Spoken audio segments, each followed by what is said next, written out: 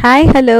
ఒక మంచి వీడియోతో మీ ముందుకొచ్చేసాను. ఇక్కడ చూస్తున్నారా మా గార్డెన్‌లో ఫస్ట్ హార్వెస్టింగ్ వెజిటబుల్ అనమాట. సో, నేనైతే super excited.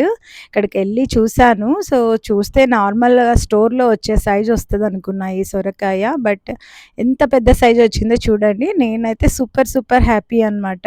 So, organic farming ఏమీ మందులు కొట్టకుండా సో, చాలా బాగా ఇంత పెద్ద సైజ్ వస్తదని అనుకోలేదు. నేనైతే ఇంత పెద్ద సైజ్ అయితే ఇదే ఫస్ట్ టైమ్ చూస్తున్నాను.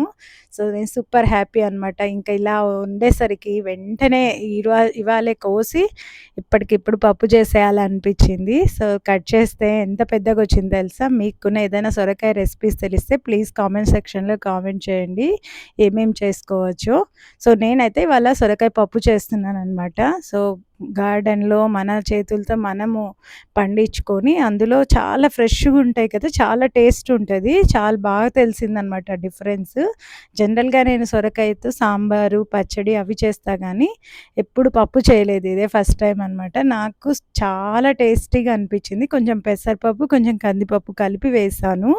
సో, సూపర్ అండి. మీరు గూనా మీ గార్డెన్‌లో వస్తే డెఫినిట్‌గా ట్రై చేయండి. చాలా బావుంది. పెసరపప్పు, కందిపప్పుతో కలిపి చేసిన సొరకాయ పప్పు.